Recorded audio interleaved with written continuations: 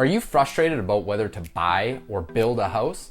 What's the most important things you need to know before making a decision? By the end of this video, you'll know exactly how to decide whether building or buying is right for you. What's up guys, I'm Dan Nodge, founder of Emmett Leo Homes, a luxury home building company and your insider into the world of building and redesigning luxury homes. Quick reminder to subscribe by clicking the red button below and make sure to click on the notification bell right next to it to make sure you get the newest videos as soon as they come out. So you need to move, but you can't decide whether it's to buy or build your next home. It's an issue that so many people face every day. So many options and questions to think about. So much so that often people spend years debating this. So let's break it down. I'll take you through some of the most important concepts that you need to think about in order to accurately form a decision and ultimately make a faster decision. Because really, nobody likes wasting time. I'll start with some of the big factors that you need to think about, and then I will give you the biggest determining factor between buying and building. Number one, the cost. The most important thing when dealing with cost is that you are comparing apples to apples. Square footage, finish level, material quality, and location. Generally speaking, the cost to build a house will be higher versus buying a similar resale home because you are getting almost everything new. Almost everything will have a warranty, including your foundation, mechanical and structural systems, and virtually all of your finishes. You rarely get a warranty with a resale home. It's actually one of the biggest things that separate my company from others that renovate entire homes and sell them. The second thing to think about is customization. When you are buying a resale home, you pretty much get what you see. Barring a large renovation, you're purchasing the layout, the location, the style that someone else got to decide to build a long time ago. It may be perfect, it may be slightly off, or it may not be right at all. The upside of building is that you get to choose things your way. Now, there are lots of people that don't know what they want until they see it. And that's not a bad thing at all if you're one of those people.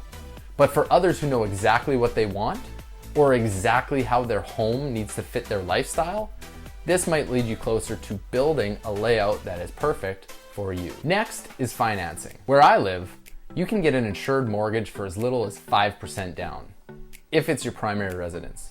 This means that you can buy a resale home for a fraction of the cost of the actual home. This is quite attractive to some, as building may require you to purchase the lot outright and have up to 10 to 20% down depending on your builder and location. If you're in a new subdivision, you may be able to get the builder to carry the lot and build costs, while others may require something in between.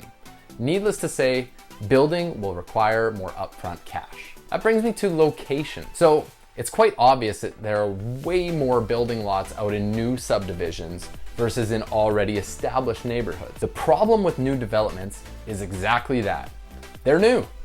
No trees, construction all the time, there's not much culture or sense of community, and until the developer puts in some amenities nearby, you might be a ways away from any shopping centers or may require longer commute to work. By buying in an already established neighborhood, you are generally better located within the city, you have more trees, community centers, schools, and shopping nearby. It's that instant gratification that you don't have to wait for.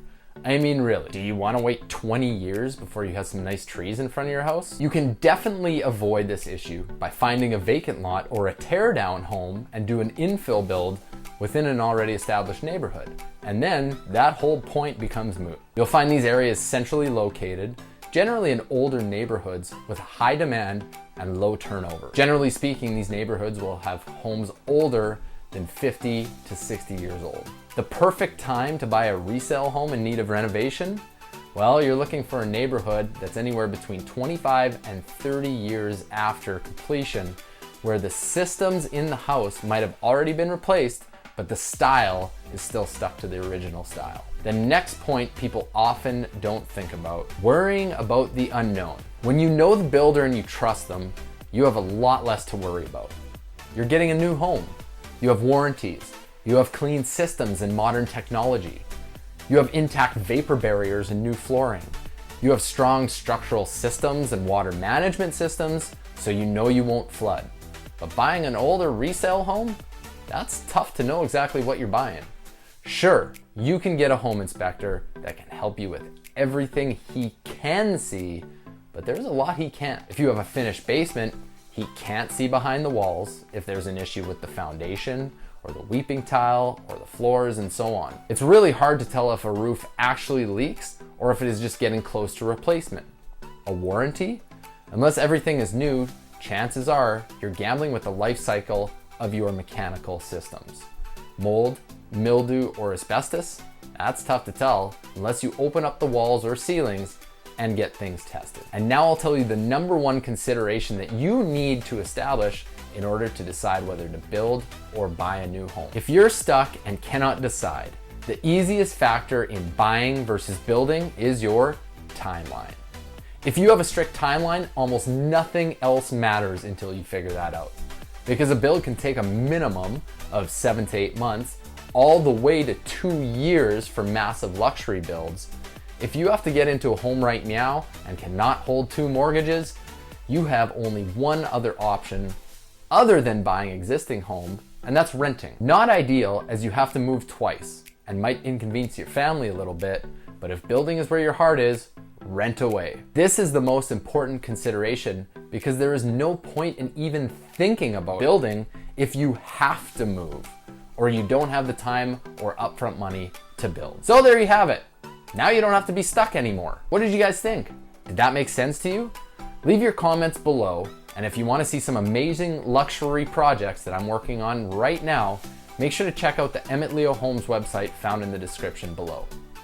Thanks for watching.